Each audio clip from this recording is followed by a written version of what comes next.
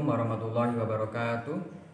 Bismillahirrahmanirrahim. Alhamdulillah wa syukurillah wassalatu wassalamu ala rasulillah amma ba'du. Bagaimana kabarnya anak-anak?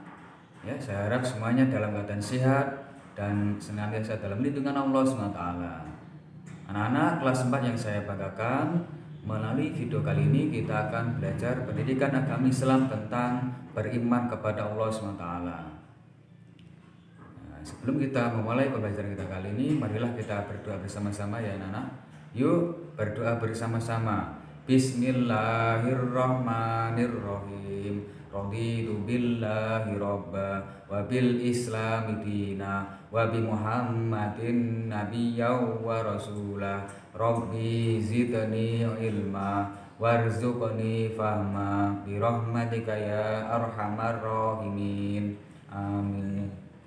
Nah, dari sini sudah siap ya anak-anak untuk mengikuti pembelajaran kita kali ini. Yuk langsung saja ke pembelajaran kita kali ini.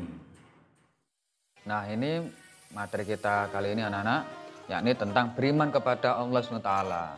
Kalian juga bisa pelajari pembelajaran buku kalian pada halaman 11 ya anak-anak. Nah, perlu kita ketahui bahwasanya Allah SWT menciptakan manusia dibekali dengan akal.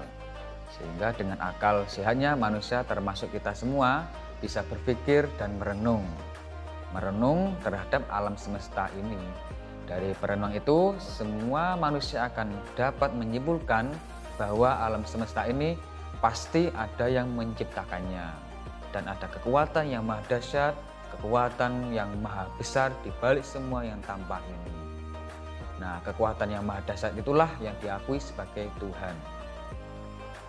Manusia dengan akalnya memang mampu mengetahui dan meyakini adanya Tuhan. Namun, manusia tidak mampu mengetahui siapa sebenarnya Tuhan itu. Nah, ada yang menganggap Tuhan adalah matahari, ada yang menganggap Tuhan adalah patung yang besar, ada yang menganggap Tuhan adalah para dewa. Nah, ini sangat rancau sekali anak-anak. Dengan kerancauan hasil pola pikir manusia inilah Allah SWT mengutus para rasul untuk memberitahu dan membimbing manusia kepada Tuhan yang sebenar-benarnya, yakni Allah SWT. Dengan hal inilah muncul yang namanya iman, anak-anak. Nah, untuk selanjutnya kita membahas tentang rukun iman. Nah, apa itu iman? Apa itu rukun? Nah, iman artinya percaya, sedangkan rukun artinya pokok atau dasar. Sehingga rukun iman artinya pokok-pokok keimanan. Nah, selanjutnya orang yang beriman disebut mukmin. Seperti kita semua, kita orang yang mukmin atau orang yang beriman. Dan bagaimana caranya untuk beriman? Yakni iman itu diyakini dalam hati bahwasanya tidak ada Tuhan selain Allah. Dan diucapkan dengan lisan, asyhadu alla ilaha illallah wa asyhadu anna muhammadar rasulullah. Saya bersaksi tidak ada Tuhan selain Allah dan sesungguhnya Nabi Muhammad adalah utusan Allah. Itu secara lisan. Selanjutnya dilaksanakan dengan perbuatan. Apa yang dilaksanakan? Yakni perintah-perintah Allah yang telah ditetapkan dan menjauhi larangan-larangan yang telah dilarang oleh Allah SWT. Itu meyakini dengan perbuatan. Sehingga ada 3 ya anak-anak ya. Meyakini dalam hati, diucapkan dengan lisan, dan dilaksanakan dengan perbuatan.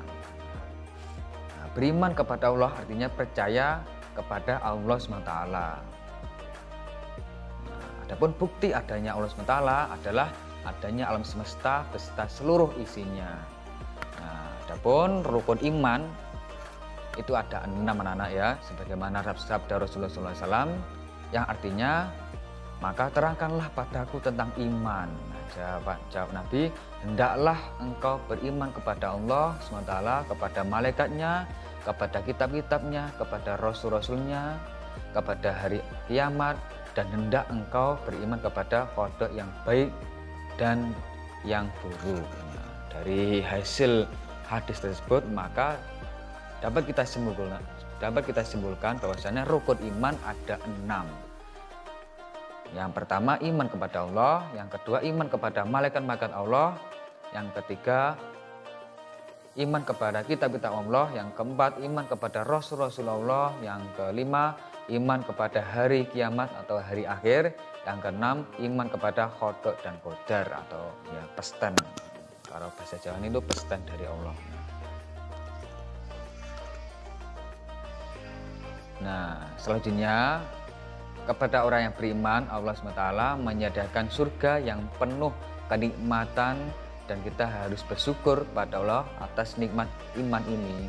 Karena dengan nikmat iman yang kita miliki inilah sehingga kita bisa meraih kebahagiaan, meraih kesuksesan dan kelak kehidupan di akhirat, yakni kita diberikan bonus oleh Allah yakni surga.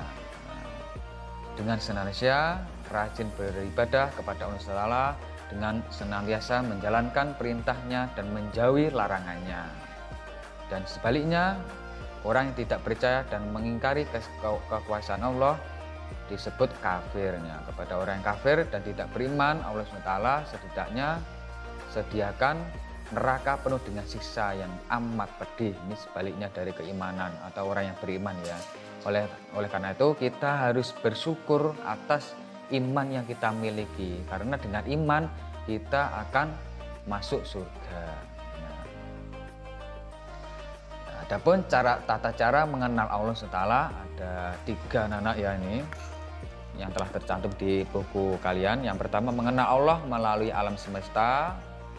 Yang kedua, mengenal Allah melalui Al-Quran. Yang ketiga, mengenal Allah melalui Asmaul Husna. Ini karena materinya banyak sekali anak-anak ya yang bahas kita kali ini. Sementara yang pertama ini ya anak-anak ya, mengenal Allah melalui alam semesta. Nah, kalian bisa amati dan lihat, renungkan bahwa alam semesta yang ada di sekitar kita indah sekali ya anak-anak. Ada gunung, tumbuh-tumbuhan, air, batu, hewan, matahari, bulan, kalau malam, bintang, dan lainnya. Dan semuanya itu pasti ada menciptakannya. Nah, dan pencipta, ini patokannya, pencipta dengan yang dicipta pasti berbeda. Contohnya, adanya kursi, pasti ada tukang kayu yang menciptakannya. Dan pastinya antara kursi dan tukang kayu pasti berbeda. Nah, seperti hanya pencipta alam semesta ini, yakni Allah SWT. Nah, Allah Maha Pencipta disebut Al-Khaliq. Allah Maha Pencipta disebut Al-Khaliq. Semua ciptaan Allah itu disebut makhluk. Seperti kita semua, ini kita juga dinamakan juga makhluk. Nah, Allah SWT menciptakan manusia, berarti Allah berbeda dengan manusia. Sebenarnya kursi tadi, kursi juga berbeda dengan yang sang penciptanya, yakni tukang kayu. Nah, kita sebagai makhluk Allah juga berbeda dengan makhluknya. Berbeda dengan Allah SWT. Nah, Allah SWT, adapun makhluk Allah ada yang tampak, ada yang gaib atau tidak tampak. Nah, yang tampak contohnya manusia seperti kita, tumbuh-tumbuhan, hewan. Adapun makhluk yang tidak tampak contohnya malaikat, jin, dan setan. Ini perlu kita syukuri juga ini anak-anak. Kalau jin, setan, dan malaikat kok tampak, wah ini kaget kita semua. Bahkan kita tidak bisa hidup ini ya anak-anak kalau ditampakkan, karena sangat mengerikannya jin, setan, dan malaikat. Nah, selanjutnya makhluk Allah itu juga ada yang hidup dan ada yang tidak hidup atau mati. Apa itu? Nah, contohnya kalau yang hidup manusia, pasti itu kita juga hidup juga mati, tapi ya tumbuh-tumbuhan dan hewan. Nah, selanjutnya makhluk yang tak hidup contohnya air, batu, dan udara. Nah, dari sini sudah bisa dipahami ya anak-anak ya. Nah, bagaimana anak-anak untuk pembelajaran kita kali ini? Ya, saya harap semuanya dapat memahaminya, dan tak kalah pentingnya kita semua harus meyakininya bahwa tidak ada Tuhan selain Allah sebagai wujud rukun iman yang pertama, yakni beriman kepada Allah SWT. Saya kira sudah cukup ya anak-anak untuk pembelajaran kita kali ini. Marilah kita akhiri dengan bacaan hamdalah bersama-sama. Alhamdulillahirabbil alamin. Akhir kalam, ihdinas siratal mustaqim. Assalamualaikum warahmatullahi wabarakatuh.